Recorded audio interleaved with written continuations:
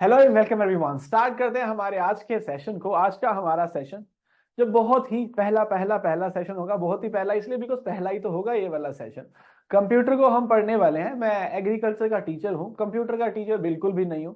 मैंने ग्रेजुएशन में मास्टर्स में कंप्यूटर पढ़ा भी नहीं हुआ, पर मेरे ऊपर डाउट मत कीजिएगा कि मैं कंप्यूटर पढ़ा सकता हूँ कि नहीं, क्योंकि मैंने लगभग 1.5 साल तक एक कंपनी में काम किया है। जब 2013 मेरा अनएम्प्लॉयमेंट वाला फेज खत्म होकर और छोटी सी मुझे जॉब मिली थी, तो 1.5 साल जिस कंपनी के अंदर मैं जॉब कर रहा था वो आईटी कंपनी थी। एंड वहां पे मैं अमेरिकन क्लाइंट से डील करता था बिकॉज वो कंपनी अमेरिका की थी, लोकेशन उसकी यहाँ पे थी, तो रिमोटली हम चीजें डील करते थे। तो वहां पे 9 से 10 वर्किंग आवर्स जो होते थे, 9 से 10 घंटे के, वहां पे कंप्यूटर से ही सब कुछ करना पड़ता था। तो हमने नेटवर्किंग को बहुत अच्छे से सीखा है, वहां पे किया है। उसके साथ साथ बेसिक जो है वो हमने पढ़े, हमने मतलब मैंने वो पढ़े नहीं है, वो एक्चुअली वहां पे इम्प्लीमेंट करें। बिकॉज जो यूजर का अकाउंट होता था अमेरिका से, वो सारे अकाउंट का कंट्रोल हमारे पास यहाँ इंडिया के पीसी पर होता था। तो उस पीसी के अंदर बहुत कुछ करना पड़ता था, और फिर फाइल का मैनेजमेंट करना है, डेटा कीपिंग करनी है, रिकॉर्ड मेंटेन करना है, तो बहुत सारा एक्सेल का और वर्ड का यूज करना पड़ता था। एंड उस टाइम पे बिकॉज ये 2013 की बात है, तो एआई और वो सब नहीं था, है ना। AI, digital payment, emerging technology, तो उसका नॉलेज इसलिए बिकॉज आज के टाइम में ये सब करना पड़ता है। रेडी वाले को पैसा देना हो तो यूपीआई यूज करना पड़ता है, जब बुक वाले को पैसा देना तो आरटीजीएस करना पड़ता है, सैलरी ट्रांसफर होते तो नेफ्ट करना पड़ता है। तो ये सारी टेक्नोलॉजी पूरा दिन यूज हो रही है।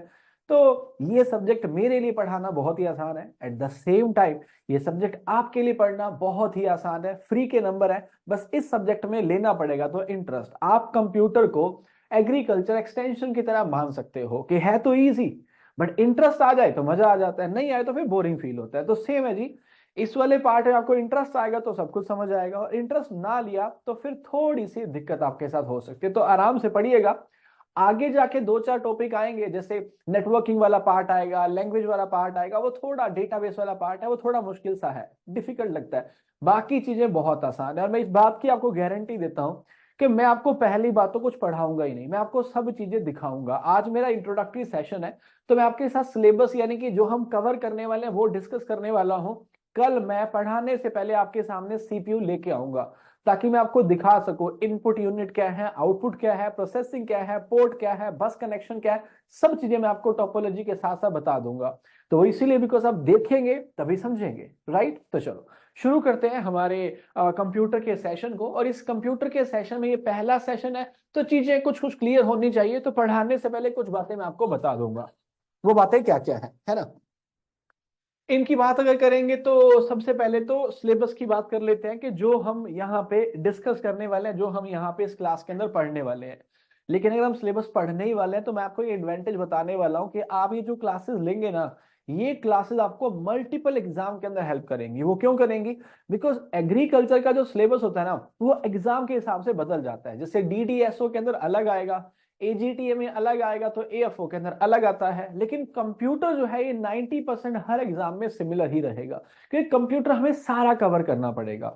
तो आप अगर अपने इस एग्जाम के बाद जिसकी तैयारी आप कर रहे हो, इसके बाद आप अगर किसी और एग्जाम की तैयारी भी करेंगे ना, तब भी आपका ये पोर्शन आपको हेल्प करेगा। जैसे कि सबसे पहले नबार्ड। नबार्ड सबसे पहले इसलिए रखा बिकॉज नबार्ड एग्रीकल्चर में सबसे बड़ा एग्जाम है, अच्छी खासी सैलरी है, इसमें कंप्यूटर आता है, आपको हेल्प करेगा। आईपीएस एग्जाम बड़ा है लेकिन इसमें कंप्यूटर नहीं आता तो आपको हेल्प नहीं करेगा। लेकिन कंप्यूटर का नॉलेज होना चाहिए जो जॉब में हेल्प करता है, बट इसमें एग्जाम में हेल्प नहीं करेगा। डीडीएसओ के अंदर कंप्यूटर आता है, केन सुपरवाइजर के अंदर आता है, यूपीएजीटीएम आता है, सीडब्ल्यूसी के एग्जाम में आता है, एफसीआई में कंप्यूटर आता है, आरआरबीएसओ में आता है, इफको एजीटी में आता है, नेशनल सीड कॉर्पोरेशन लिमिटेड के अंदर आता है, यूपीपीएससी का जो पेपर होता है उसमें आता है, स्टेट एग्जाम जो होते हैं सारे में नहीं, बिकॉज स्टेट एग्जाम अलग अलग होते हैं, उनमें भी कंप्यूटर आता है। यूजुअली कंप्यूटर जो आपके एग्जाम में आएगा वो 10 से 15 नंबर का आता है यूजुअली, है ना। कि अगर मोटा मोटा कहूँ 100 नंबर का पेपर है तो 10 से 15 नंबर का आपको कंप्यूटर मिलेगा। और इसमें अच्छी बात पता क्या है, जैसे मैं छोटा सा एग्जांपल देता हूं। मान लो 10 क्वेश्चन आए एग्रोनॉमी से और 10 क्वेश्चन आए फिशरीज से। फिशरीज आप जानते हो ना, मछली पालन जिसे कह सकते हैं। एग्रोनॉमी से अगर 10 क्वेश्चन आते हैं ना, तो इन 10 में से आपके लिए है पॉसिबल कि आप 8 से 9 क्वेश्चन कर पाएंगे। लेकिन फिशरी से आ गए ना तो 8 से 9 क्वेश्चन आप नहीं कर पाएंगे, बिकॉज वो सब्जेक्ट ही ऐसा है। सेम है कंप्यूटर। अगर कंप्यूटर से आपके पेपर में 10 या 15 क्वेश्चन आते हैं ना, चलो 15 को 10 कुछ भी मान लो, कोई दिक्कत नहीं है। अगर 15 क्वेश्चन आते हैं ना, तो दिस इज पॉसिबल कि आप 15 में से 12 से 13 कर सकते हैं। मैं डायलॉग बाजी नहीं कर रहा हूं, मैं प्रैक्टिकल बातें कर रहा हूं। और मैं वो बंदा हूं जो कट ऑफ की बात कभी नहीं करता। हालांकि रिसेंटली मैंने करी थी, मजबूरियों ने करवा दी थी, वरना 10 साल के अंदर मैंने कट ऑफ का डिस्कशन कभी नहीं किया। बिकॉज कोई कितना भी खराब बंदा हो पढ़ने में, 8 से 9 तो वो कर ही लेगा 15 में से, but I will not talk about 8 to 9।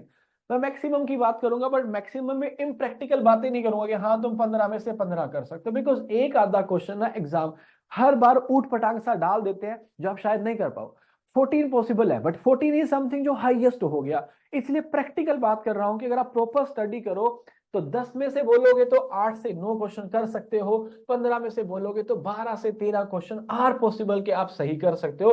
बस बात ही उसको प्रॉपर पढ़ा गया तो। और ये वाली भूमिका इसलिए बना रहा हूं क्योंकि किसी एक एग्जाम में हेल्प नहीं करने वाला। आप जिस भी एग्जाम में जा रहे हैं ना, जिंदगी बहुत बड़ी है, बहुत जगह पे आपको ऑप्शंस मिलेंगे आगे बढ़ने के, आगे जाने के।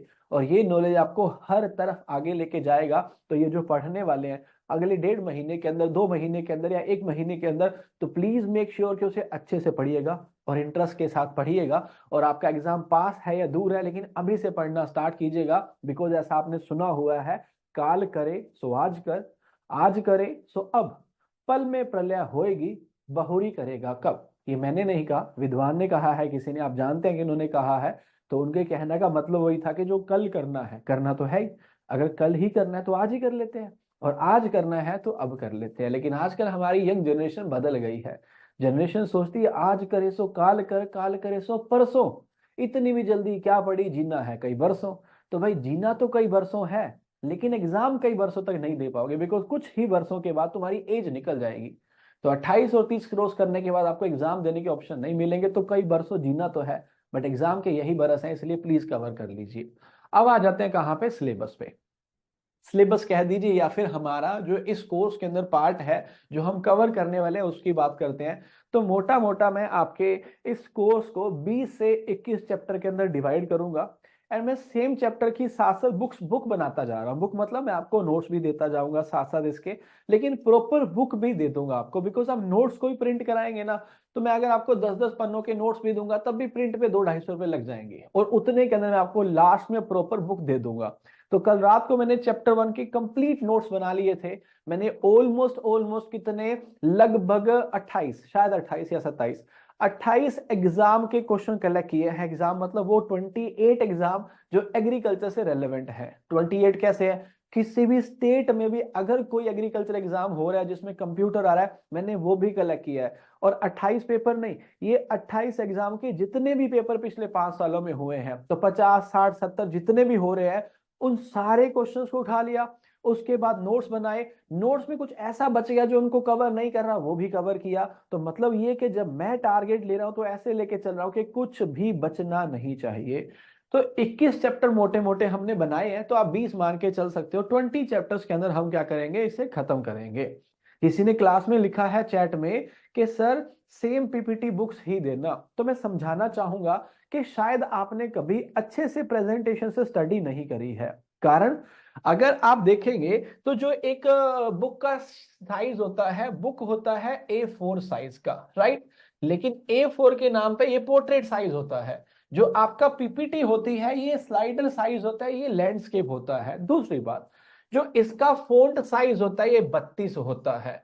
बुक का जो फोंट साइज होता है वो 12 होता है। तो मतलब उतने ही एरिया में आप कितना कंटेंट रख सकते हैं, लगभग 40%। ठीक है जी।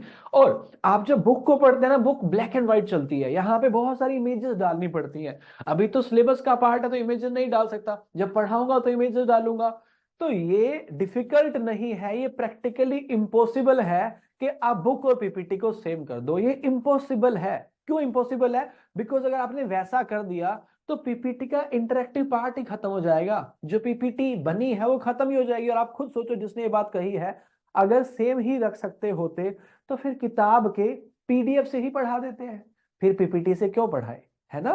तो बेसिकली होता क्या है, पीपीटी के अंदर रखा जाता है वो सारे कॉन्सेप्ट्स। जैसे एग्जांपल लो, मैं आपको जब कंप्यूटर पढ़ाऊंगा, कंप्यूटर क्या है, कैसे काम करता है, सब तो बताऊंगा। लेकिन कंप्यूटर का आविष्कार किस पर्सन ने किया। अब ये बात क्लास में बताने की जरूरत नहीं है। क्यों नहीं है?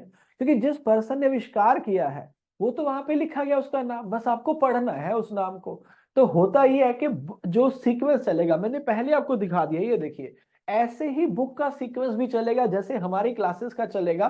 बस बात ये कि बुक डिटेल में होगी, यहाँ कॉन्सेप्ट होंगे, फैक्ट ऐड नहीं होंगे। आपको थोड़ा मैच्योर बनना पड़ेगा। हम भी कोशिश करते हैं कि आपके फीडबैक के साथ ही चले, लेकिन बिल्कुल आपके फीडबैक से जाएंगे ना तो हम तो बर्बाद होंगे, उससे पहले तुम बर्बाद हो जाओगे, बिकॉज सिलेक्शन तुम्हारा होना नहीं है फिर। तो हमारे पास एक्सपीरियंस है और एक्सपीरियंस के बेस पे ही हर साल हम यूट्यूब पे हल्ला कर लेते हैं कि हमारी इतने सिलेक्शन है। वो सिलेक्शन इसी कारण से हुए हैं बिकॉज हम अपने हिसाब से चलते हैं। तुम्हारे हिसाब से चले तो सच बता रहे हैं, पहले हम और बाद में तुम दोनों ही गए। चलिए तो गाइस आज के सेशन में वैसे तो मैंने टारगेट किया है कि मैं आपको कंप्यूटर के बेसिक भी पढ़ाऊंगा, लेकिन काफी सारा टाइम इसके डिस्कशन पे लगेगा। और मैं इसका डिस्कशन इसलिए करना चाहता हूं बिकॉज आप शुरुआत करने से पहले एटलीस्ट दिमाग में रख पाए कि आप क्या क्या पढ़ने वाले हैं। तो सबसे पहला चैप्टर जो आज की क्लास के एंड में या फिर कल हम स्टार्ट करेंगे वो होगा इंट्रोडक्शन टू कंप्यूटर। इंट्रोडक्शन का मतलब आप जानते हो, है ना। इंट्रोडक्शन की बात करेंगे। एक छोटी सी रिक्वेस्ट और भी है यार, ये क्लास अच्छी सिर्फ तभी बनेगी जब आप शांत होकर बैठेंगे। आप चैट के अंदर कुछ ना कुछ कर ही जा रहे हैं, है ना। उसने बोला सेव कर देना, अगला कह रहा है टाइम टेबल शेयर कर देना। भाई मेरी हाथ जोड़ के तेरे से निवेदन है, पैर भी तेरे पकड़ सकता हूँ, मुझे कोई आपत्ति नहीं है। मेरी क्लास को खराब मत कर। मेरी क्लास में लोग जनरली ज्यादा आते हैं बिकॉज उनकी एक्सपेक्टेशंस मेरे से हाई होती हैं। सब टीचर अच्छा पढ़ाते हैं, पर इधर जब ज्यादा आ जाता है ना मेरे ऊपर प्रेशर आ जाता है कि यार बच्चा मेरे से अच्छा पढ़ना चाहता है, और तू ये सब कचरा करता रहेगा ना मेरी क्लास का, तो ये कचरा कमेंट करेगा, मैं कचरा रिप्लाई करूंगा और क्लास का कचरा हो जाएगा। सारे लोग इस काम के लिए नहीं आए हैं। Don't you think so? तू पढ़ा लिखा इंसान है संदीप वर्मा, तेरे को नहीं लगता कि ये वाली फालतू बात बाद में कर लेनी चाहिए थी? जब मैं बीच में बोल रहा तो घुसा दे रहा है बीच में। Don't you think so? है ना। और ये जो भेज रहे हो मैसेज, तुम रुक नहीं सकते? And do you think am I the right person जो तुम्हारे सारे क्वेश्चन के आंसर दे? टाइम टेबल शेयर कर देना, ये कर देना, भाई हेल्पलाइन पे कॉल कर लो ना प्लीज यार, प्लीज रिक्वेस्ट कर रहा हूँ यार। क्लास स्पॉइल मत करो, वरना मैं इग्नोर करूंगा सारे मैसेज, बंद कर दूंगा चैट को। तो कोई बच्चा डाउट पूछना चाह रहा है वो भी नहीं देख पाऊंगा। It's a humble request, please class का कचरा मत कीजिए। एक हाइब्रिड सीड तभी प्रोडक्शन दे पाता है जब उसे एनवायरनमेंट अच्छा मिलता है। तो मैं सिर्फ सीड हूं, आप मेरा एनवायरनमेंट हो। आप एनवायरनमेंट को पोल्यूट करोगे, सीड प्रोडक्शन ही नहीं दे पाएगा। तो प्लीज थोड़ा सा समझदारी से चलिए, कचरा मत करिए, क्लास का रिक्वेस्ट है। अनाप शनाप चैट के अंदर बातें मत करा कीजिए, सिर्फ काम की बात कीजिए। कंप्यूटर चल रहा है, कंप्यूटर का डाउट लिखिए। इसके अलावा कुछ और आए तो हेल्पलाइन नंबर पे कॉल कीजिए, नंबर मैं आपको 2 बार बता चुका हूँ। ओके गाइस, समझदार लोग आ जाएं सामने। आप तो सुन रहे हैं मुझे पता है, आप कमेंट बाजी के अंदर नहीं है। इंट्रोडक्शन टू कंप्यूटर की बात करेंगे तो सबसे पहले तो हम पढ़ेंगे कंप्यूटर क्या है। देखो कंप्यूटर की बात करेंगे, कंप्यूटर कुछ भी नहीं है, सिंपल मॉडल पे काम करता है। किस मॉडल पे काम करता है? वो है आपका आईपीओ। ये आईपीओ क्या होता है? आईपीओ की बात करेंगे तो आईपीओ शेयर मार्केट वाला नहीं है। ये आईपीओ है I for input, P for processing, O for output. यही तो करता है आपका कंप्यूटर। कैसे? कंप्यूटर को आप इनपुट देते हो, जैसे मैंने कीबोर्ड के ऊपर कंट्रोल और पी दबा दिया। कंट्रोल और पी प्रिंट की कमांड होती है, तो कंट्रोल और पी दबाते ही मेरी साइड से इनपुट चला गया। अब कंट्रोल पी दबाऊंगा तो कुछ और होना चाहिए, कंट्रोल एन पे कुछ और होना चाहिए। ये सब प्रोसेस कौन करता है? सीपीयू। तो मेरा कंट्रोल और पी वाली कमांड सीपीयू के पास गई, सीपीयू ने उसको प्रोसेस किया कि ये बंदा इस पेज का प्रिंट निकालना चाह रहा है। सीपीयू ने कमांड उसको भेज दी प्रिंटर को, प्रिंटर की साइड से पन्ना बाहर आ गया। जो पन्ना बाहर आया वो क्या हो गया? आउटपुट हो गया। तो यहाँ पे जो प्रिंटर था वो एक आउटपुट डिवाइस होगी, जिसने मुझे इनपुट दिया, आउटपुट दिया। जो आपका कीबोर्ड था उसने कंट्रोल पी अंदर कमांड भेजी, वो एक इनपुट डिवाइस हो गया। और सारी कहानी सेट किसने करी? सीपीयू ने, सेंट्रल प्रोसेसिंग यूनिट ने। उसके नाम के अंदर प्रोसेसिंग लगा हुआ, उसने प्रोसेस किया। तो जो आपका कंप्यूटर है ना वो आईपीओ पे काम करता है, इनपुट प्रोसेसिंग और आउटपुट आपको देता है। अगर आपको कंप्यूटर का बेसिक पता है और आप मेरी बात समझ पाए हैं तो आप प्लीज एक बार यस नो लिख के बताइए मुझे चैट के अंदर, क्या ये कंप्यूटर है? हाँ, इसे मोबाइल फोन कहते हैं, मैं भी जानता हूं ये वाली बात, बट क्या इसे कंप्यूटर कहा जा सकता है? यस और no. Okay, so as I can see chat के अंदर 100% लोगों ने यस लिख दिया है, और अब 100% लोग राइट है। बिकॉज इसको पहले डबल क्लिक करूंगा ना तो ये ऑन हो गया। डबल क्लिक इनपुट था, डबल क्लिक पे इसको ऑन होना है, ये बात इसके प्रोसेसर को पता है, और उसने ऑन कर दिया, स्क्रीन ऑन हो गई। तो इसका जो डिस्प्ले है ये क्या है? ये इनपुट भी है और ये आउटपुट भी है, बिकॉज जब मैं इसे टच कर रहा हूं तो ये इनपुट अंदर भेज रहा है, पर यही मुझे दिखा रहा है कि ये ले भाई तेरा फोन खुल गया, ये आउटपुट भी है। तो ये दोनों की तरह काम कर रहा है, इनपुट की तरह भी और आउटपुट की तरह भी। और अगर आप टेक्निकली स्मार्ट है तो आप जानते होंगे, टच जो आपकी स्क्रीन होती है, जो आजकल टच आती है, इसके ऊपर टच अलग होता है, स्क्रीन अलग होती है। ऊपर टच होता है, जैसे ये देखो, ये मैं टच कर रहा हूं तो मैं स्क्रीन को टच नहीं कर रहा, इसके ऊपर एक टच पैनल है, उसके अंदर स्क्रीन है। तो जो अंदर स्क्रीन है ना, वो तो है आउटपुट, बिकॉज वो चीजों को बाहर दिखा रही है। और ये जो अंदर लेके जा रहा है, ये टच है, तो ये क्या हो गया, ये आपका इनपुट हो गया। तो ये जो ऊपर से टच हो रही है, दिस इज इनपुट। जो अंदर से स्क्रीन आपको दिखा रही है वो आउटपुट है। और फोन के अंदर का मदरबोर्ड और प्रोसेसर, वो क्या हो गया, प्रोसेसिंग यूनिट हो गया। तो आपने कहा कि हाँ जी, ये भी कंप्यूटर है, बिल्कुल आपने सही बोला, बिकॉज ये भी आईपीओ मॉडल पे काम करता है। तो आईपीओ मॉडल पे आजकल बहुत सारी मशीनें काम करती है, तो दोज मशीन्स आर कंप्यूटर। जैसे एक एग्रीकल्चर में लेवलर आता है, जिस लेवलर का नाम है लेजर लेवलर, वो भी कंप्यूटर है, क्योंकि उसको इनपुट देना पड़ता है। इनपुट के बेस पर प्रोसेस करके आपको लैंड की लेवलिंग करके दे देता है। तो लैंड लेवलिंग वहां पे आउटपुट हो गया, आपने जितना परसेंट स्लोप उसको बोला वो इनपुट हो गया, और उसने प्रोसेसिंग करी वो पी हो गया यहाँ पे। तो वो भी कंप्यूटर ही है अपने आप में। तो वो डिवाइस है जो आईपीओ मॉडल पे काम करेंगे, इनपुट प्रोसेसिंग और आउटपुट पे, वो क्या हो जाएंगे, वो कंप्यूटर हो जाएंगी। उसके बाद हम पढ़ेंगे बेसिक फंक्शन ऑफ कंप्यूटर। अभी तो हमने बस कंप्यूटर पढ़ा, क्या होता है कंप्यूटर, क्या क्या काम करता है। फंक्शन अलग होते हैं, एप्लीकेशंस अलग होती हैं। फंक्शन का मतलब कंप्यूटर क्या क्या करता है, एप्लीकेशन मतलब कंप्यूटर आप कैसे यूज करते हो। जैसे एग्जांपल, मैं इस टाइम पे 3 कंप्यूटर यूज कर रहा हूं। एक ये वाला जो पैनल है, दिस इज अ कंप्यूटर, जहां से मैं आपको पढ़ा रहा हूं। दूसरी मेरे सामने स्क्रीन लगी हुई है, वो भी कंप्यूटर है। तीसरा मेरे पास मोबाइल है, वो भी कंप्यूटर है। बट देखो ना, तीनों का यूज अलग अलग है। तो फंक्शन वो क्या काम कर सकते हैं, एप्लीकेशन हम उनसे क्या काम ले रहे हैं। जैसे मेरा मोबाइल है, वो तो बंद पड़ा हुआ है, लेकिन आप अपने मोबाइल से इस टाइम पे मेरी क्लास देख रहे हैं, तो उसका फंक्शन अलग हो गया, एप्लीकेशन अलग हो गई। तो हम पढ़ेंगे बेसिक फंक्शन क्या होते हैं, और साथ साथ हम इसी चैप्टर के अंदर पढ़ेंगे कंप्यूटर की एप्लीकेशन क्या होती है। हिस्ट्री को पढ़ेंगे, कंप्यूटर कब आया, जनरेशन को पढ़ेंगे, जैसे जनरेशन से क्वेश्चन पूछे जाते हैं। रिसेंटली एग्जाम में क्वेश्चन पूछा गया, क्वेश्चन के अंदर पूछा गया कि जो एआई का यूज है वो कौन सी जनरेशन ऑफ कंप्यूटर के अंदर स्टार्ट हुआ। तो क्या आप मुझे बता सकते हैं कंप्यूटर की जनरेशन के अंदर, first generation, second, third, fourth, और अभी जो चल रही है दैट इज फिफ्थ जनरेशन। तो उन्होंने पूछा था कि एआई का जो यूज है वो किस जनरेशन से स्टार्ट हुआ था। तो फर्स्ट सेकंड थर्ड तो नहीं आएगा, या तो फोर्थ आएगा या फिर फिफ्थ आएगा। तो फोर्थ जनरेशन नहीं, इस टाइम पे जो चल रही है ये फिफ्थ जनरेशन है, और इसी में एआई का यूज हुआ है, और अब एआई और एडवांस होता जा रहा है। सो दिस जनरेशन, जो ये एआई वाली जनरेशन है, इस जनरेशन को फिफ्थ जनरेशन माना जाता है, या फिर कहिए कि फिफ्थ जनरेशन ऑफ कंप्यूटर के अंदर एआई का यूज हुआ। तो हम जनरेशन और हिस्ट्री को अच्छे से पढ़ेंगे, कंप्यूटर के क्लासिफिकेशन को पढ़ेंगे कि भैया माइक्रो कंप्यूटर है, मिनी है, या फिर सुपर कंप्यूटर है, या फिर और बहुत सारे कंप्यूटर्स आते हैं। फिर कंप्यूटर पर्सनैलिटी, कि वो व्यक्ति जो कंप्यूटर के साथ जुड़े हुए हैं, जिन्होंने आविष्कार किया, प्रोसेसर को लेके आए कंपनी, वो सब बातें करेंगे। चैप्टर 1 इंट्रोडक्शन में चला जाएगा। फिर चैप्टर 2 के अंदर कंप्यूटर के आर्किटेक्चर को पढ़ेंगे। आर्किटेक्चर मतलब कि कंप्यूटर के अंदर भैया सामान क्या क्या होता है ना। तो यहाँ पे हम आके कंपोनेंट्स पढ़ेंगे कंप्यूटर के, कि कंप्यूटर के अंदर क्या क्या लगा होता है। कि कंप्यूटर के अंदर एक प्रोसेसर होता है बहुत छोटा सा, लेकिन सबसे महंगा कॉन्सेप्ट वही होता है। कंप्यूटर में सबसे महंगा क्या होता है, एक मदरबोर्ड होता है, एक उसका प्रोसेसर होता है, बाकी काम तो सस्ते ही है ना। आप अगर एक पीसी बनवाना चाहेंगे, समझ लो ना पीसी क्या होता है, जिसमें वो सीपीयू, कीबोर्ड, माउस आपको मिलेगा। सबसे बेसिक पीसी, सबसे सस्ता पीसी आपको 15-16 हजार का मिलेगा, उससे कम का नहीं मिलता। नॉर्मल अगर अच्छा पीसी बनवाएंगे कि सर सस्ता नहीं चाहिए, रिलायबल चाहिए, तो 25 हजार का बढ़िया पीसी बन जाएगा। उस 25 हजार में से 4 से 5 हजार का तो प्रोसेसर ही होता है, 7 से 8 हजार का तो मदरबोर्ड ही होता है। तो 15 हजार 12 हजार तो निकल गए। उसके 5-6 हजार का उसके अंदर क्या होता है, जो आपकी स्क्रीन आती है वो आ जाती है। पीछे तो 5-7 हजार ही बचा, जो सारे काम का बाकी बच गया। कीबोर्ड आ गया, माउस आ गया, सीपीयू का जो आउटर स्ट्रक्चर है वो आ गया, अंदर के कंपोनेंट्स आ गए, उसकी सप्लाई आ गई, सब कुछ उसमें ऐड हो जाता है। तो मेजर कंपोनेंट मदरबोर्ड हो गया, और क्या हो गया, प्रोसेसर हो गया। तो माइक्रो प्रोसेसर को पढ़ेंगे, मदरबोर्ड को पढ़ेंगे। बस इंटरेक्शन, ये बस क्या जुगाड़ होती है। आप जब नेटवर्किंग के अंदर, बस बेसिकली क्या होता है ना, देखो बस का काम क्या है। अगर तुम जहां भी बैठे हो, तुम्हें लग रहा है सर मुझे चंडीगढ़ में आके ऑफलाइन बैच ज्वाइन करना है, तो तुम बस से आ जाओगे। तो बस क्या कर रहा है, तुम्हें वहां से वहां तक ट्रांसफर कर रही है। ऐसे जब इंटरनेट की बात करते हैं तो वहां पे टोपोलॉजी और बस कनेक्शन या इंटर कनेक्शन आते हैं, जहां से हम डेटा क्या करते हैं, ट्रांसफर करते हैं। इंस्ट्रक्शन साइकिल जब आपने कमांड दी और कंप्यूटर ने आपको आउटपुट दिया, ये कमांड देकर आउटपुट लेने में कितना समय लगा और कैसे प्रोसेस हुई, वो इंस्ट्रक्शन साइकिल है। कंप्यूटर के पोर्ट को पढ़ेंगे। कल मैं आपको पहले दिखाऊंगा क्या सीपीयू कि भैया बैक साइड पे कौन कौन से पोर्ट होते हैं। पहले वीजी होता था, अब एचडीएम आने लग गया, यूएसबी पोर्ट होते हैं, यूएसबी के अंदर भी 2.0 3.0 पोर्ट आ जाते हैं, पावर पोर्ट अलग से होता है ना, लैन पोर्ट अलग से होता है, अलग अलग पोर्ट में आपको सारे के सारे दिखाऊंगा।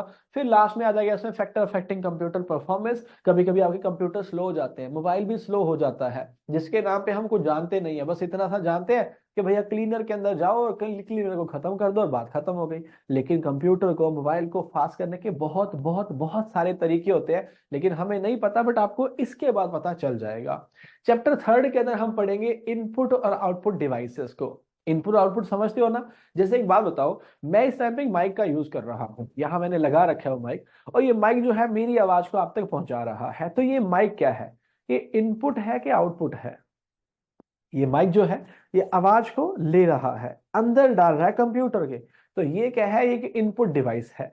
लेकिन तुम्हारे फोन पे अगर तुमने ईयरफोन्स लगा रखे हैं या फोन के स्पीकर में से आवाज आ रही है, तो वो ईयरफोन या जो स्पीकर है वो क्या हो गया? वो आउटपुट हो गया, राइट। तो ये माइक इनपुट है, कंप्यूटर प्रोसेस कर रहा है, और तुम्हारा स्पीकर जो ईयरफोन्स या कुछ भी जो आप चला रहे हो वो क्या हो गया? आउटपुट हो गया। तो ऐसे हम पढ़ेंगे इनपुट डिवाइस को, आउटपुट डिवाइस को, स्टोरेज डिवाइस को। स्टोरेज समझते हो? जैसे तुम्हारा फोन है 128 GB का होगा, 64 GB का होगा, या 256 GB का होगा, या तुम्हारे पास एक पेन ड्राइव हो सकती है, हार्ड डिस्क हो सकती है, एसडीडी या फिर एसडीडी नहीं बोलते यार, क्या बोलते हैं उसे? एसएसडी है ना, एसएसडी हो सकती है। क्या होती है किसी को नहीं पता तो पहले दिखाऊंगा फिर बताऊंगा, रिलैक्स होके बस सुनते रहिए मुझे आज के लिए।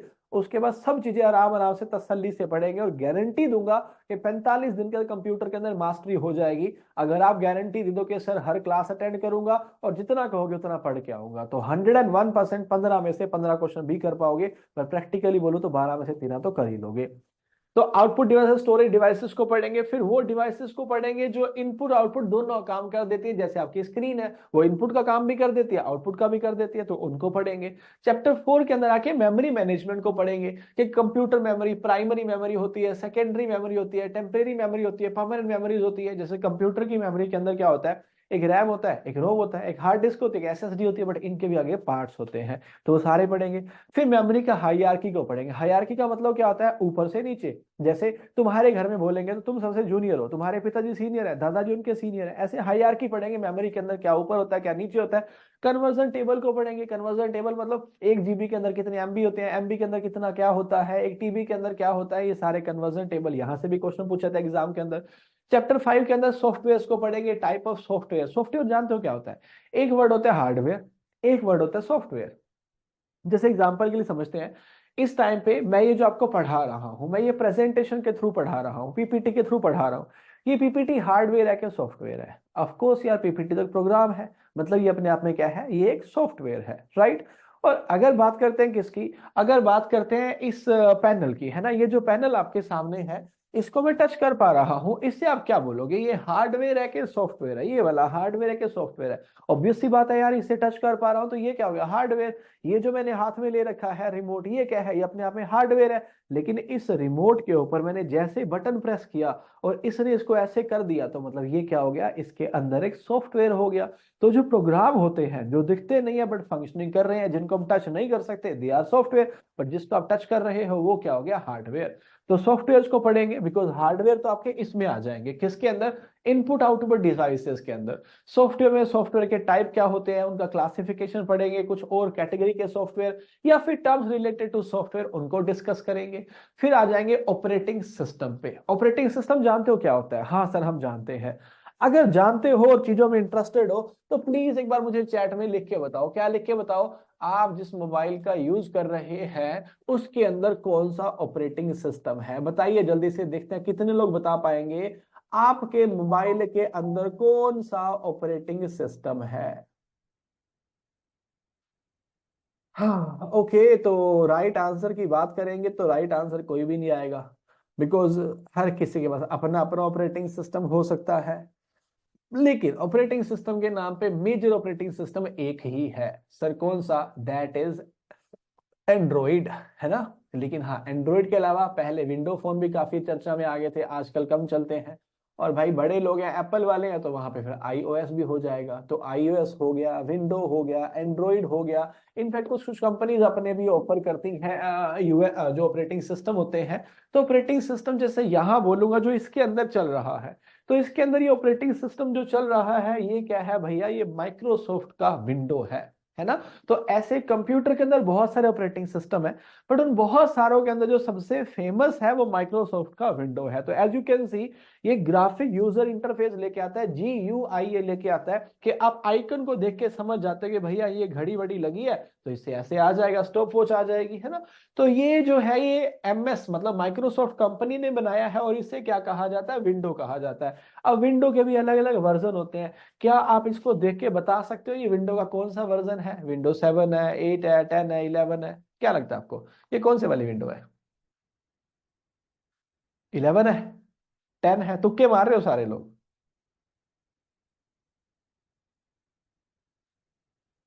जहां तक मुझे लगता है ये विंडो 10 है ना। 11 नहीं है ये वाली। बाकी तुम तुक्के मार रहे हो तो तुम चेक करना क्या फर्क होता है 10 के अंदर और 11 के अंदर। वापिस आते हैं, है ना। तो ऑपरेटिंग सिस्टम को हम पढ़ेंगे फिर, चाहे वो एंड्रॉइड को नहीं पढ़ेंगे उतना, बिकॉज एंड्रॉइड मोबाइल के अंदर फेमस है, इधर नहीं चलता। इधर मेजरली विंडो है तो विंडो को डिटेल में पढ़ेंगे और बाकी ऑपरेटिंग सिस्टम को थोड़ा थोड़ा पढ़ेंगे। फिर यूजर इंटरफेस को पढ़ेंगे। यूजर इंटरफेस जानते हो क्या होता है? यूजर इंटरफेस का मतलब समझाने के लिए मैं आपको सिंपल सा एग्जांपल देता हूं। अगर आपको याद हो और आपने फोन पे यूज किया है, फोन पे को छोड़ो, टेलीग्राम पे आते हैं यार, है ना। टेलीग्राम पे मैं आपको करके दिखाता हूं, अगर किसी ने कोई रिएक्शन, हाँ ठीक है यहाँ दे रखा है। आपने देखा ना टेलीग्राम पे रिएक्शन दिए जाते हैं। रिएक्शन का मतलब जैसे मैंने एक पोस्ट भेजी तो तुम उसको भैया वो हार्ट, थम्स अप, फायर वाला कुछ भी रिएक्शन दे सकते हो। तो ऐसे वो हार्ट सा बन के आ जाता है कॉर्नर के अंदर। कल से टेलीग्राम ने अपना एक अपडेट दिया है। अब इसको हटाना हो तो मैं क्या करता हूँ, इस पे क्लिक करता हूँ और क्लिक करते ही यहाँ पे आ रहा है रीड ऑल रिएक्शन। इस पे क्लिक करते ही क्या हो जाएगा, ये हट जाएगा। मैं थोड़ा सा जूम करके दिखाता हूँ, समझिएगा यूआई का मतलब क्या होता है। तो कुछ इस तरह से यूआई काम करते हैं। कैसे करते हैं, इसका फोकस करना पड़ेगा थोड़ा सा। ठीक है, अब आपको दिख रहा होगा। तो अगर आप देखेंगे तो यहाँ पे किसी ने मुझे क्या किया है भाई साहब, किसी ने यहाँ रिएक्शन दिया है। अब ये रिएक्शन यहाँ पे दिखा रहा है, ये एक रिएक्शन है।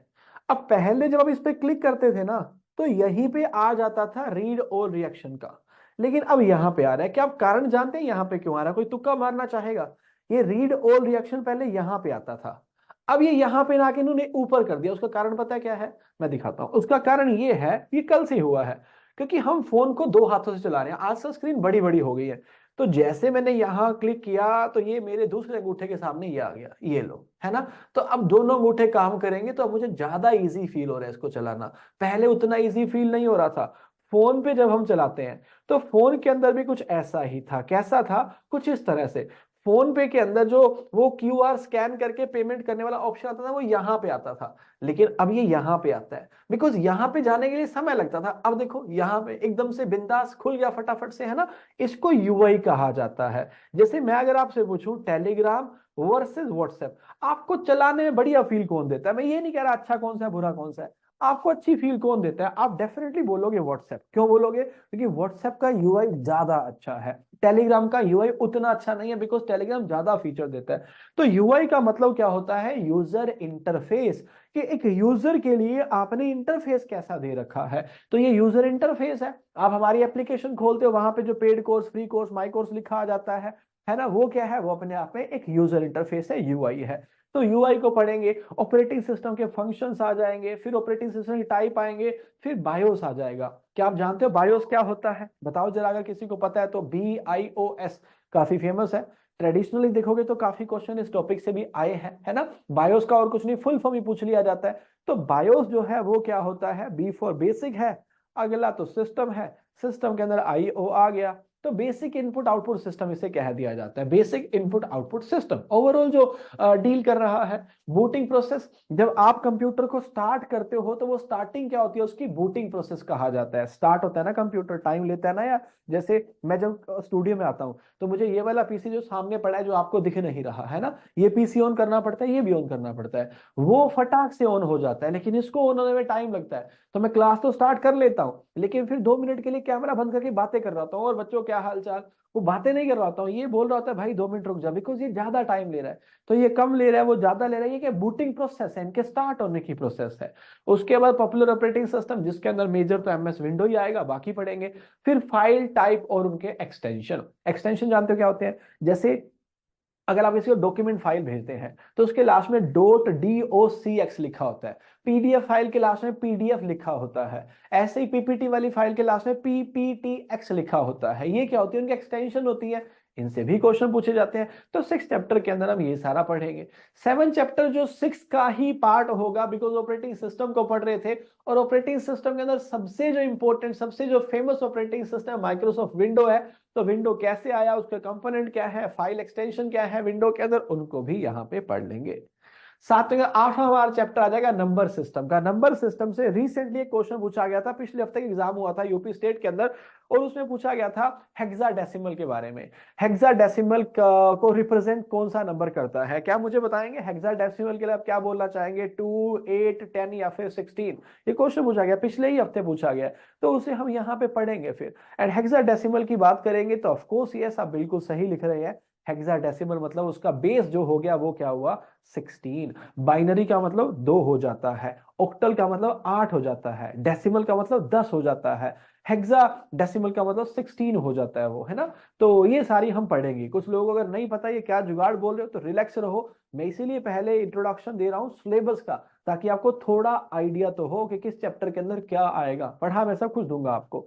तो नंबर सिस्टम को पढ़ेंगे, कन्वर्जन को पढ़ेंगे, ये आपने डेफिनेटली पढ़ा हुआ है। बिट हो गया सबसे छोटा यूनिट, उससे बड़ा बाइट आ जाता है, फिर केबी आ गया, एमबी आ गया, जीबी आ गया, और टीबी भी आ चुका है ना। अब तो टेराबाइट के अंदर आपकी हार्ड डिस्क और एसएसडी आती है, उसको पढ़ेंगे। फिर बाइनरी, जो 0 और 1 पे हमारा कंप्यूटर काम करता है, वो कैसे काम करता है, एएससी या यूनिकोड क्या है, लॉजिक गेट के बेसिक्स क्या है, या फिर बेसिक जो आपके गेट के अलावा यूनिवर्सल गेट्स हैं, फंडामेंटल कंप्यूटर कोड्स हैं, ये पढ़ाऊंगा। बट अभी इनके बारे में थोड़ा सा भी नहीं बता रहा, उसका कारण ये कि अभी आप जानते ही नहीं हो ये क्या होते हैं। तो ये कंप्यूटर के कुछ 2-3 टॉपिक होंगे जो थोड़े एडवांस लेवल के होंगे, लेकिन समझ ये भी आएंगे। चैप्टर 9 के अंदर प्रोग्रामिंग कॉन्सेप्ट्स को पढ़ेंगे, प्रोग्रामिंग लैंग्वेज को पढ़ेंगे। ये भी थोड़ा सा टेक्निकल पार्ट है, लैंग्वेज के टाइप को, उनके ट्रांसलेटर्स को, एल्गोरिथम के बेसिक को, फ्लो चार्ट को, और जो आपके स्यूडो कोड बेसिक होते हैं उनको स्टडी करेंगे। उसके बाद चीजें फिर से आसान हो जाएंगी। चैप्टर 10 के अंदर आ जाएंगे एमएस वर्ड।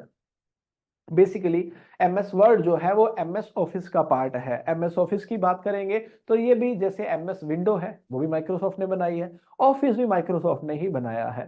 तो ऑफिस के अंदर जो सबसे ज्यादा यूज होता है वो 2 सॉफ्टवेयर यूज होते हैं, एक एमएस वर्ड, दूसरा एमएस एक्सेल।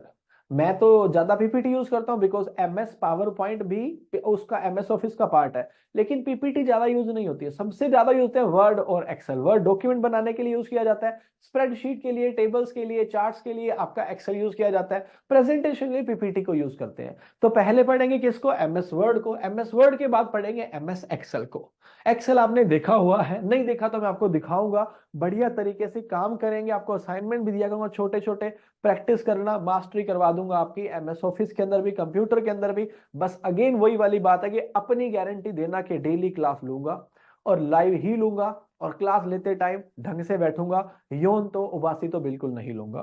पर अगर आप अपनी गारंटी नहीं दे पाएंगे तो मैं आपके सिलेक्शन की गारंटी आपको नहीं दे सकता, बिकॉज आप ही खुद अगर आलसी हो जाएंगे तो मैं क्या करूंगा।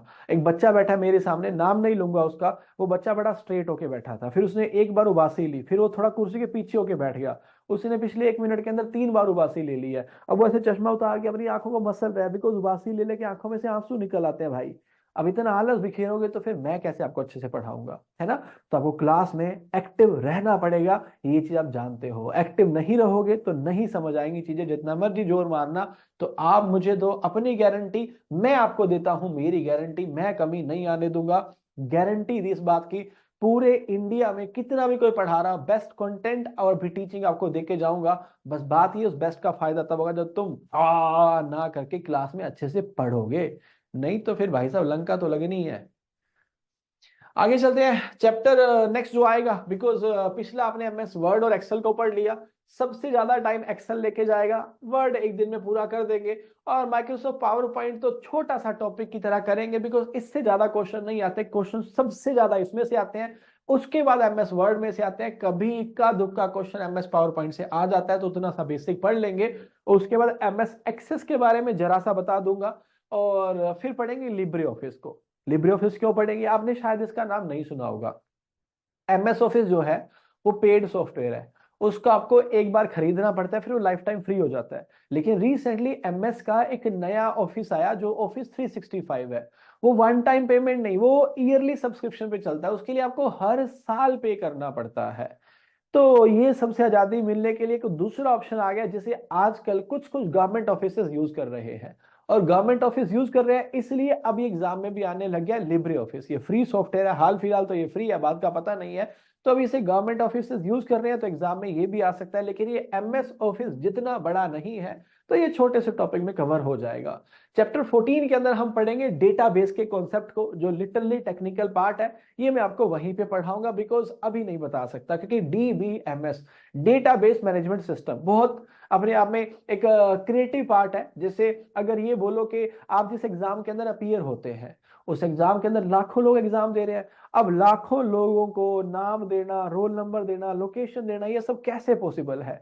चलो अब एग्जाम को छोड़ दो, इंस्टाग्राम की बात कर लो, फेसबुक की बात कर लो, टेलीग्राम, भाई साहब करोड़ों यूजर है इनके पास, तो यार 10 20 30 करोड़ का डेटा है, हर दिन लोग पोस्ट डाल रहे हैं। इमेजिन करो यूट्यूब पे 1 मिनट के अंदर कितनी वीडियो अपलोड हो रही है, तो ये लोग सब कैसे रिकॉर्ड मेंटेन करते हैं। आप अगर इंस्टाग्राम चलाएंगे, अगर अपना इंस्टाग्राम या यूट्यूब चलाओगे, रील्स में जाओगे, आपको अलग रील्स दिखेगी, मुझे अलग रील्स दिखेगी, बेस्ड ऑन आर इंटरेस्ट।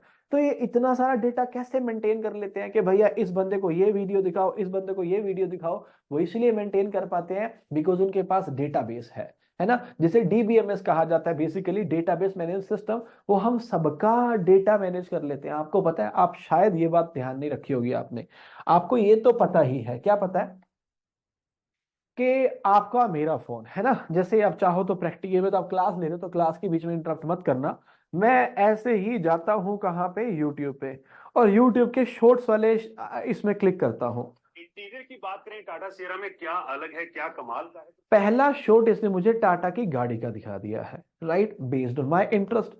अगले में गया, जैसे कि वो सवाल जिसका कोई जवाब, अब कोई मोटिवेशनल कोट मुझे दिखा रहा है, ये based on my interest.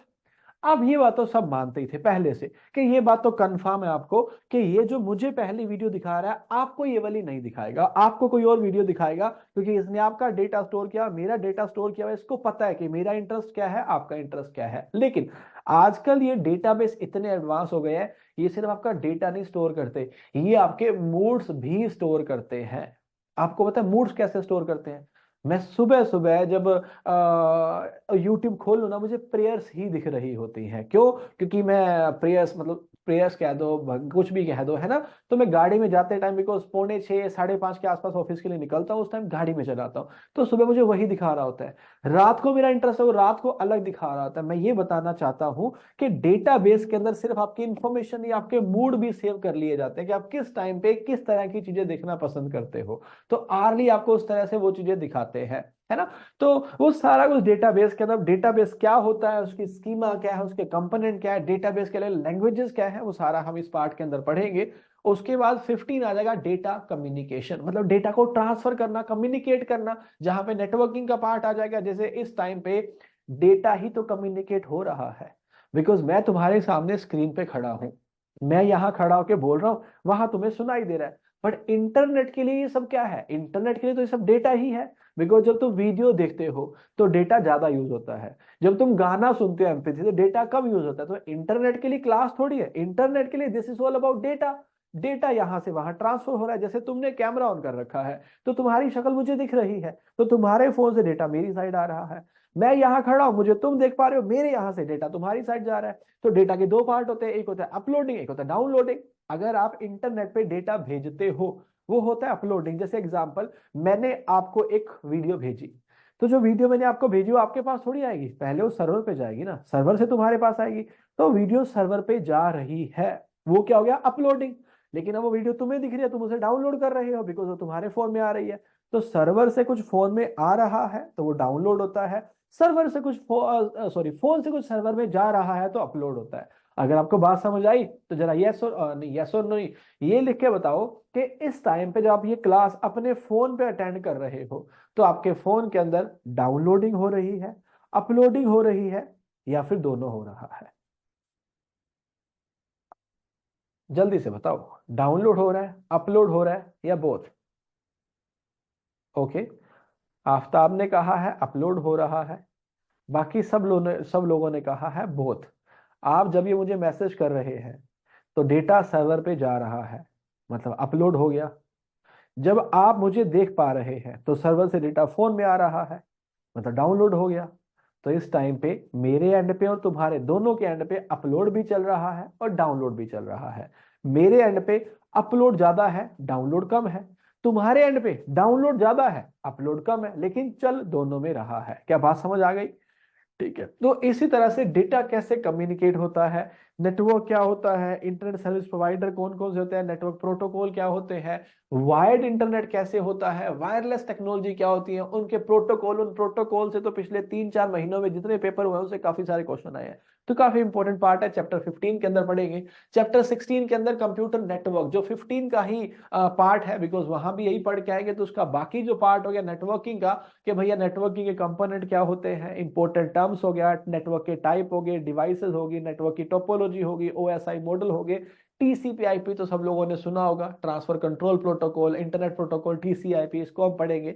Chapter 17 के अंदर इंटरनेट, जो अगेन देखो इसी का एक्सटेंशन हो गया, हिस्ट्री इंटरनेट की, कनेक्शन कौन कौन से हैं, कौन कौन से पोर्ट होते हैं, टर्म्स हैं, आईपी एड्रेस है, वेब ब्राउजर है, इंटरनेट की एप्लीकेशन है, ये सब पढ़ेंगे। 18 नंबर चैप्टर के अंदर आके ईमेल को पढ़ेंगे। ईमेल क्या होता है, ईमेल के एड्रेस का स्ट्रक्चर, dk vadhava1@gmail.com। तो ये क्या होगा, ईमेल का स्ट्रक्चर क्या क्या उसमें होता है वो बताऊंगा। बेसिक टर्म्स है, ईमेल के कॉन्सेप्ट है, ईमेल कैसे लिखा जाता है, एडवांटेज क्या होते हैं ईमेल के, उसको डिस्कस करेंगे। 19 के अंदर आ जाएंगे इंपॉर्टेंट चैप्टर पे। 19, 20 और 21 ये सबसे लास्ट में रखे गए हैं, 3 चैप्टर हैं इसके बाद, और उसको हमने बुक में सबसे लास्ट में इसलिए रखा है बिकॉज ये नए चैप्टर है। आज से 5 साल 6 साल पहले देखोगे तो इतने क्वेश्चन नहीं आते थे इनसे जितने अब आने लग गए, बिकॉज अब ये नई नई टेक्नोलॉजी आ रही है। आज से 6-7 साल पहले एआई से क्वेश्चन ही नहीं आते थे, आज आने लग गए।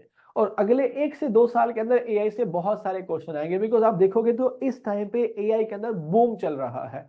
जैसे चैट जीपीटी आया है, उसके बाद भाई साहब आपका जेमिनाई आ गया, फिर वो डीप सीक आ गया, अलग अलग प्लेटफॉर्म, अलग अलग ग्रो का आपने सुना होगा एआई। तो इतने सारे एआई पिछले 1 साल के अंदर आए ना, और एकदम से ग्रो कर रहे हैं, तो पेपर के अंदर क्वेश्चन बढ़ेंगे।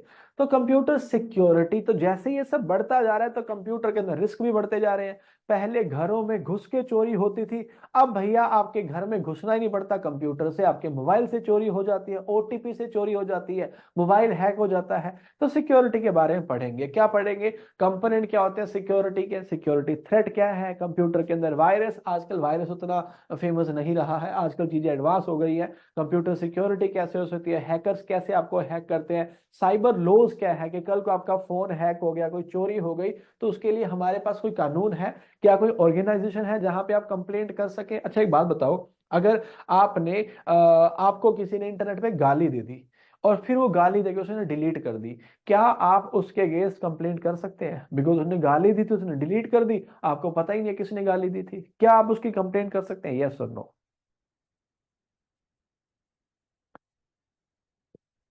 बताओ जल्दी से।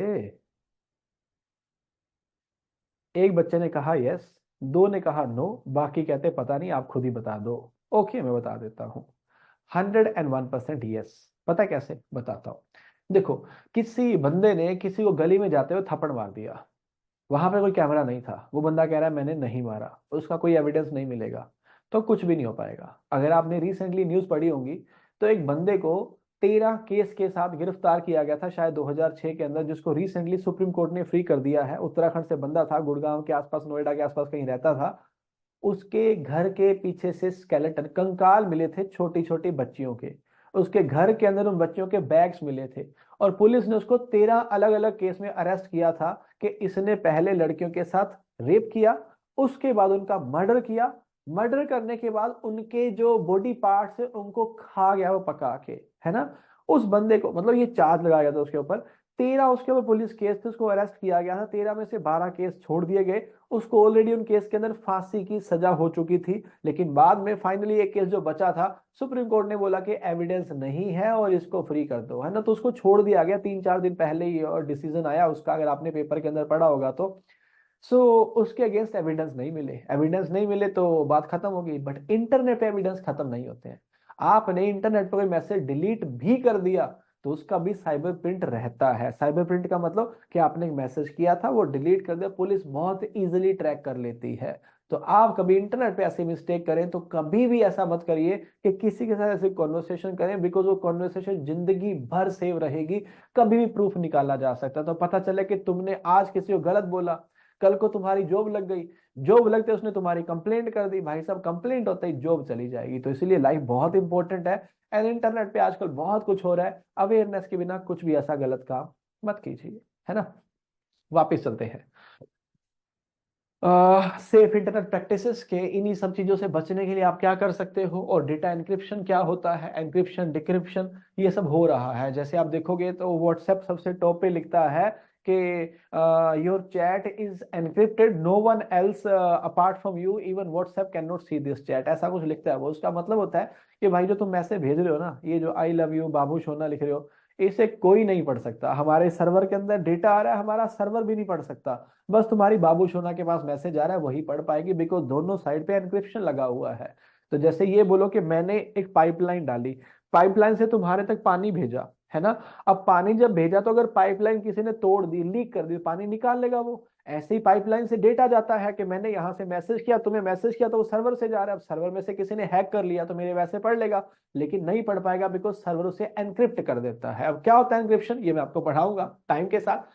फिर आईटी ट्रेंड और टेक्नोलॉजी पे आ जाएंगे, डिजिटल पेमेंट सिस्टम, जो आपको बड़ा ही इंटरेस्टिंग टॉपिक लगेगा, बिकॉज आप भी तो सारा दिन यूज करते हो, वो क्यूआर कोड स्कैन करके पेमेंट करते हो, यूपीआई आईडी डाल के पेमेंट कर देते हो, है ना। तो चलता रहता है, अलग अलग आप करते रहते हो। तो डिजिटल पेमेंट्स को हम पढ़ेंगे, फिर बैंकिंग एंड फाइनेंशियल टेक्नोलॉजी को पढ़ेंगे कि बैंक आजकल कौन कौन सी टेक्नोलॉजी का यूज कर रहे हैं।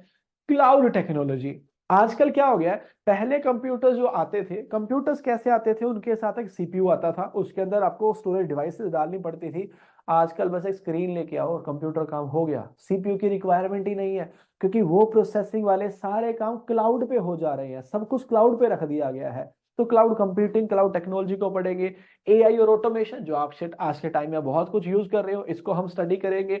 गवर्नमेंट डिजिटल इनिशिएटिव, सरकार के कौन कौन से डिजिटल इनिशिएटिव है, क्या आप मुझे कोई एक आधे का नाम बता सकते हो सरकार का डिजिटल इनिशिएटिव जहां से डिजिटली आप कुछ कर सकते हो, सरकार की साइड से कुछ ऐसा हुआ हो तो बताओ जरा, किसी को आइडिया हो।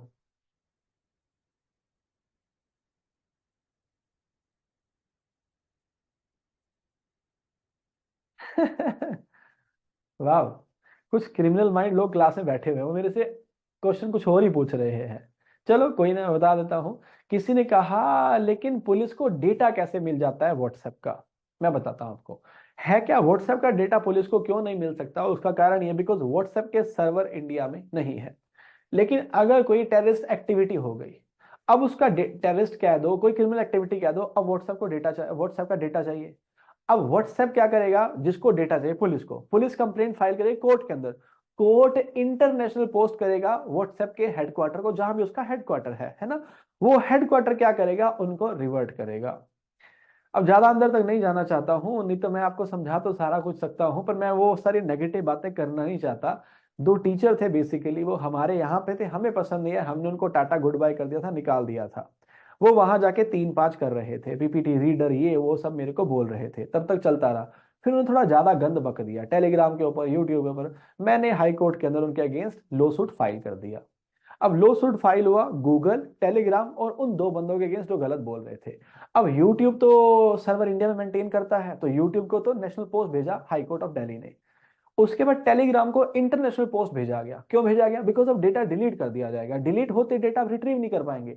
बट कोर्ट को अगर मैं लो सूट फाइल कर रहा हूं तो कोर्ट को चेक करना पड़ेगा सही क्या और गलत क्या, है ना। तो अब वो क्या करेगा, इंटरनेशनल पोस्ट के थ्रू टेलीग्राम को नोटिफाई करेगा, भाई साहब ये हमें डेटा चाहिए। तो सर्वर यहाँ नहीं होते तो ट्रैक करना थोड़ा मुश्किल होता है, बट ट्रैक किया जा सकता है। जो एग्जांपल मैंने बताया सिर्फ आपको समझाने के लिए बताया, इसको ज्यादा सीरियस मत लेना, कहीं तुम यहाँ वहां डिस्कशन करना शुरू कर दो। बेचारे पहले से टेंशन में, बिकॉज वो लिमिट से आगे क्रॉस कर रहे थे। तो मुझे लगा यार सबको पता चलना चाहिए गलत कौन और सही कौन, बिकॉज उन्होंने मेरे 507 सिलेक्शन पे भी कमेंट कर दिया था, जबकि मैंने 507 सिलेक्शन बोल के बोला कि 5 लाख रुपए का इनाम दूंगा एक भी गलत प्रूव कर दो। तो मुझे पता है गलत नहीं है, पर फिर भी अब नेगेटिविटी लोगों के माइंड में डाल दे तो फिर क्या बचा, कोर्ट ही बचा। फिर कोर्ट बताएगा कौन सही कौन गलत। हमने कोर्ट को लो सूट के अंदर पहले ही 507 सिलेक्शन का डेटा दे दिया भाई। तुम्हें जब दिखाते तो मोबाइल नंबर नहीं दे सकते, हमने कोर्ट को दे दिया कि ये रहा नाम, ये रहा बैंक, ये रहा कोर्स, ये रहा यूपीआई आईडी, ये रहा कॉन्टैक्ट नंबर, कर लो कॉल वेरीफाई कर लो। 507 को कोई चक्कर वाली बात नहीं है। पर कोर्ट का सिस्टम है, टाइम लगता है, आराम आराम से चलता है, आपको बताएंगे। पर आपको इसलिए अब बता दिया बिकॉज आप खुद ही पूछ से तो डेटा निकल जाता है ना। मैंने आपसे पूछा था क्या कि गवर्नमेंट की साइड से कोई डिजिटल इनिशिएटिव आपको पता हो, तो मैं एग्जांपल देता हूं। अगर आप ट्रैफिक रूल कोई वायलेट कर देते हैं, चालान कट जाता है, तो आजकल चालान वो जो परिवहन ऐप या पोर्टल है उससे पे हो जाता है। आप अपने आधार कार्ड को, लाइसेंस को डिजी लॉकर के अंदर डिजिटली दिखा सकते हो पुलिस को, वो डिजिटल इनिशिएटिव है। उसके बाद आपकी एजुकेशन के लिए या फिर वो देखो लाइसेंस आप लेना चाहें आजकल डिजिटल इशू हो जाता है। उसके साथ साथ जो लैंड का रिकॉर्ड है, लैंड का रिकॉर्ड हर स्टेट में अलग अलग है, बट लैंड के रिकॉर्ड को ऑनलाइन कर दिया गया है, वो डिजिटल इनिशिएटिव है। कितने सारे इनिशिएटिव है गवर्नमेंट के, जैसे आप यूपीआई की बात कर लो, क्योंकि एनपीसीआई ने तो बनाया है, वो भी गवर्नमेंट का ऑर्गेनाइजेशन ही तो है, एक डिजिटल इनिशिएटिव है ना। तो इस तरह से गवर्नमेंट ने बहुत सारी चीजें डिजिटल एप्लीकेशंस के अंदर डाल दी है। तो वो जो डिजिटल एप्लीकेशंस हैं वो डिजिटल इनिशिएटिव हो गए। तो सारे के सारे हम पढ़ेंगे एंड फिर आ जाएंगे 20 नंबर चैप्टर के बाद फाइनली आपको बाय बाय करने के लिए, बट टाइम लगेगा ये करने में। एमर्जिंग टेक्नोलॉजी, जो नेक्स्ट जनरेशन इंटरनेट है, डिजिटल वर्ल्ड है, स्मार्ट कनेक्ट टेक्नोलॉजी है, आर्टिफिशियल इंटेलिजेंस, डेटा टेक्नोलॉजी, इन सबको पढ़ेंगे। जैसे आजकल आप एलेक्सा को लेके और बोला Alexa play that song for me, Alexa play कर देगी तुम्हारे लिए सॉन्ग, है ना, इंटरनेट से कनेक्ट है। एलेक्सा को बोलो चुप हो जा, चुप हो जाएगी, बोलो वॉल्यूम बढ़ा दे, बढ़ा देगी। अगर बल्ब कनेक्ट हो, Alexa switch off the light,